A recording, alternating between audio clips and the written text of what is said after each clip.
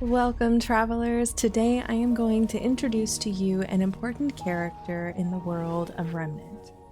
Please remember to like and subscribe for more videos, and let me know your thoughts down in the comments. In the 1960s, Captain Andrew Ford was stationed in Ward 16 during the Dreamer experiments.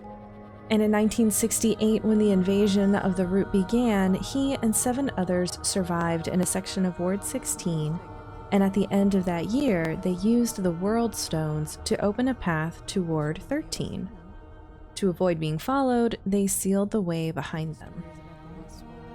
Once they arrived, they were shocked to find the ward was destroyed, littered with corpses, but no Root.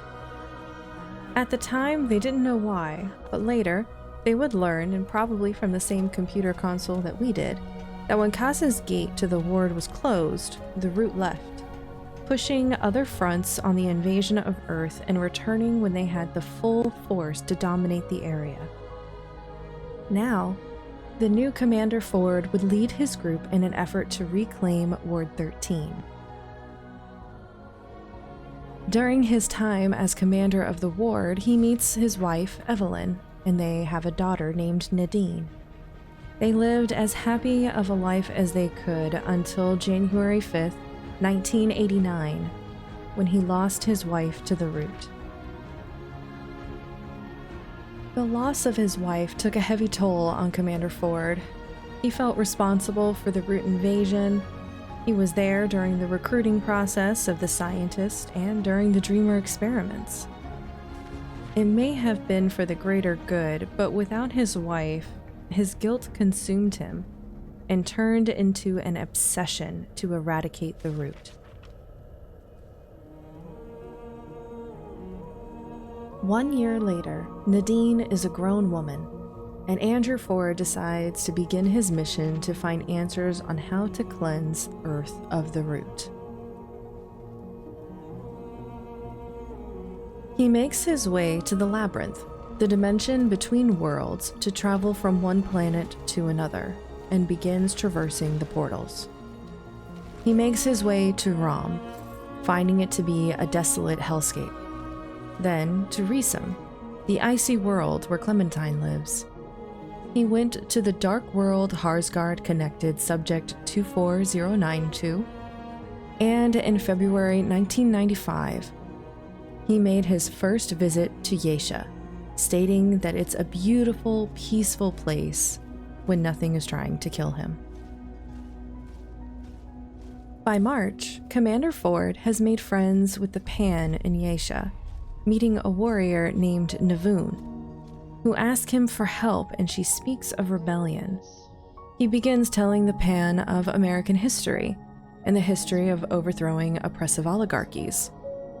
He tells them about the Revolutionary War and the Civil Rights Movement. They had never experienced anything like this as a people, and had many questions of how the Americans rose against their oppressors. Ford writes in his journals that he has become a revolutionary firebrand, and that they would need weapons and training. In August 1995, Ford writes that he died in Rom while in battle with an Idri.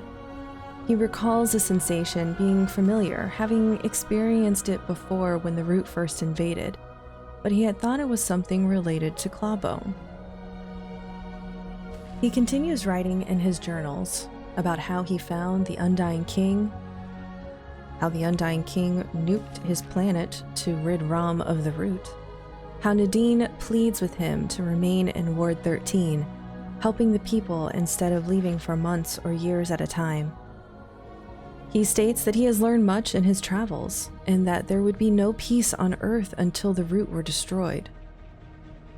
It's 2011, and Commander Ford has not aged a day. His daughter Nadine now has a daughter of her own named Ellen. Ford says how much he wants to be in their lives, and Nadine again tells him he should stay in the ward. But the fight on Earth is still ongoing. He has to find a way to get rid of the Root, and the Central Mind may be the answer. Every year, Ford has been providing weapons and training to the Pan, and believes that he may have become a wanted man over these last 20 years. Navoon had gathered such a large resistance that the Immortals are starting to take notice. By August of 2025, Ford came across Corsus. He didn't recognize the planet, and as he recalled every Dreamer project he could remember, none of the worlds looked like this one. No Dreamer had ever connected to this world that he was aware of, and there was no sign of the root. And yet, there were no people either. He found evidence of infrastructure, villages, and agriculture, but it was all abandoned. He begins to believe that there is something more sinister at work in Corsus. He decides to stay longer, following some of his previous leads and looking for more information on the Keeper, saying that he would head back afterwards and stay in the ward a few weeks this time to make up for being gone for so long. He eventually finds someone. The first time he has found someone who will talk to him. She calls herself a queen of a race called the Iskal, and she tells him of oneness and enlightenment. He tries to ask her about the history of the people, and she only responds with, "The past is gone. All that matters is the Iskal." For 3 years, he searched for clues on Corsus and any information from the Queen of the Iskal, and she still only speaks of the Iskal. Ford had no interest in joining her cult and realized that he was getting nowhere and decided to head back home to the ward. Nadine would be upset with him, but he missed his daughter and granddaughter and knew that it would be good to see them again. Hello again. Little did he know, when he returned to the ward, Nadine had passed from illness while he was gone. She had written a letter before she died, asking Ellen to deliver it, reminding him that he was the only one who thought that the root could be stopped, and that the hunt for answers was for no one else but himself. Ellen says that she was tempted not to give him the letter, but that would have made her worse than him. Ford writes, with his wife and daughter gone, his granddaughter needs him now.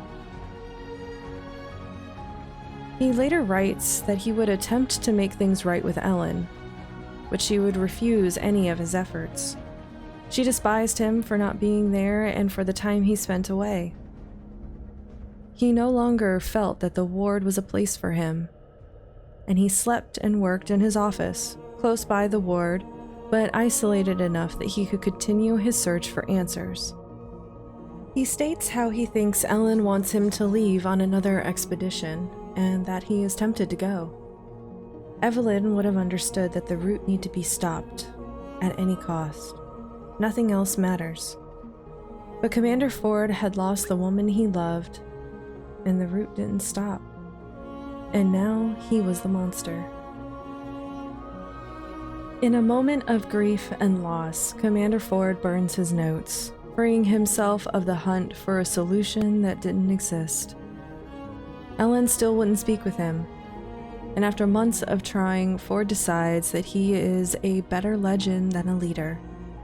He had no place in the ward, and Earth was no longer home. He leaves behind the Datla Key, the dimensional aperture translocation apparatus, used for allowing the world stones for travel, and one last letter, leaving it pinned by the door of his hideout.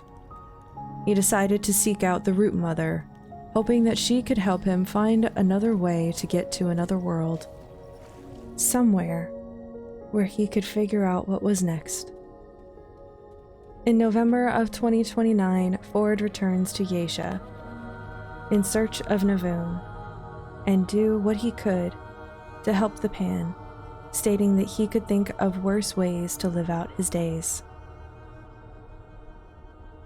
Once again, thank you all so much for watching or listening.